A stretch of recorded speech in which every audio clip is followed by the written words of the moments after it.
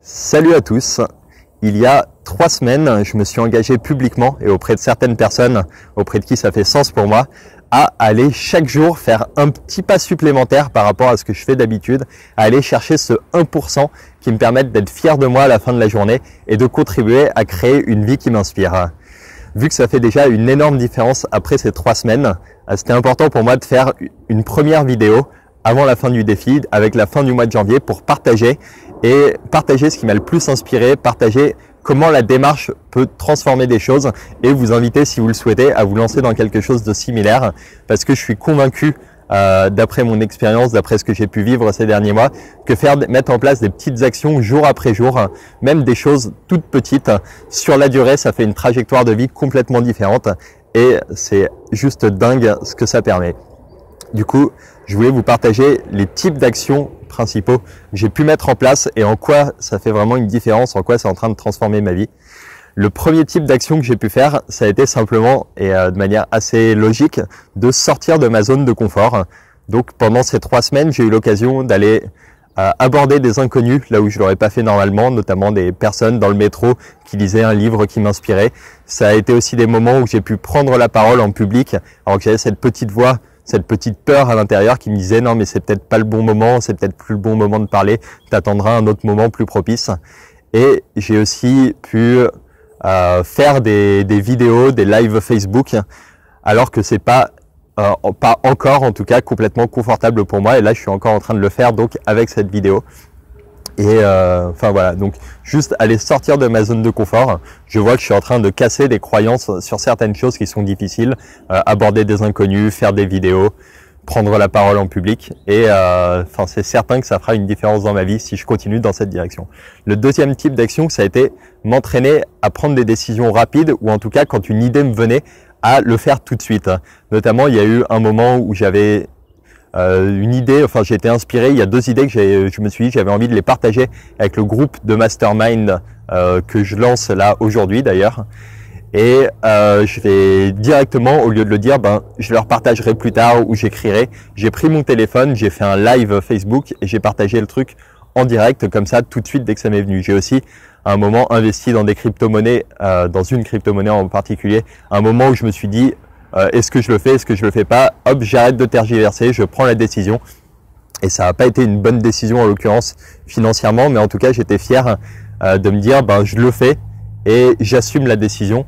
Et je suis beaucoup plus content d'avoir pris cette décision et de m'être trompé que en fait si j'avais juste continué comme ce que je peux avoir l'habitude de faire, à laisser filer et à ne rien faire et à regretter ensuite de ne pas l'avoir fait.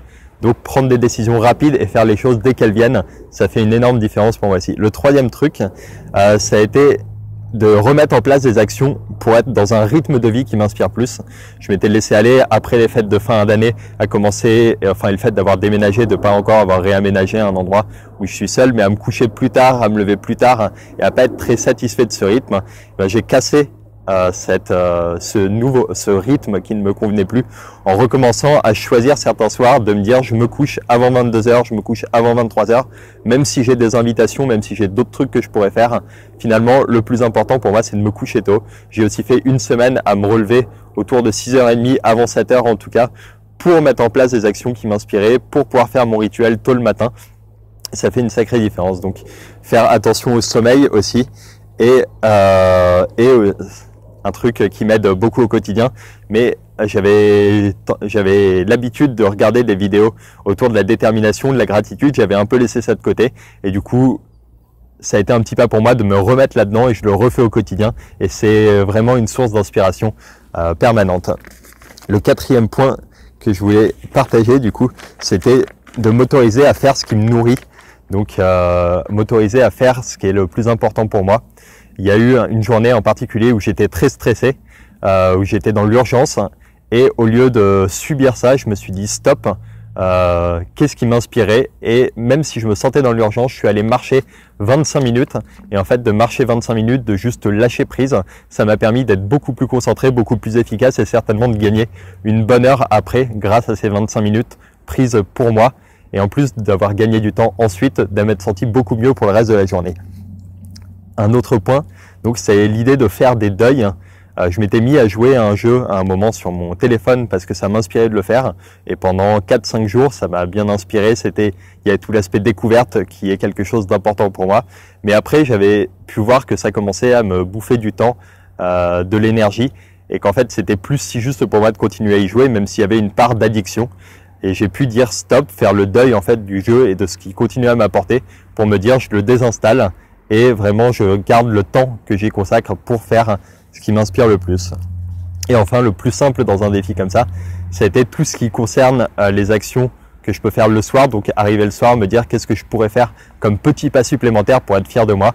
Et donc ça a été de faire des choses qui étaient sur ma to-do list inconfortables que je reportais, de les faire le soir, quitte à me coucher des fois à 1h, à 2h, à 3h du matin, mais pouvoir me lever plus tard le lendemain en me disant j'ai été satisfait de ma soirée et j'ai vraiment pu avancer du coup sur des trucs qui étaient importants pour moi, finir des choses comme relancer mon webinaire, créer l'espace membre pour le mastermind que je suis en train de lancer. Et voilà, donc ça a fait vraiment une différence. J'arrive à peu près au bout en tout cas de toutes ces idées, donc de mettre en place des actions immédiatement, de faire des choses le soir supplémentaires, de décider de me choisir et de suivre ce qui m'inspire quand ça se présente et de remettre en place des actions au quotidien pour être dans un rythme de vie qui me convient plus et simplement de continuer à faire ça jour après jour et de savoir que je vais encore continuer pendant 2 mois, un peu plus de 2 mois à me challenger au quotidien pour mettre ça en place. Je sais que ça va faire une énorme différence arriver au bout des 3 mois. Et voilà, je repartagerai un petit bilan à la fin du mois de février, à la fin du mois de mars. Et j'espère qu'il y a des idées là-dedans qui vous inspirent, des choses que vous aimeriez mettre en place aussi. Puis je vous souhaite une super journée et vraiment plein d'inspiration. Et à plus du coup.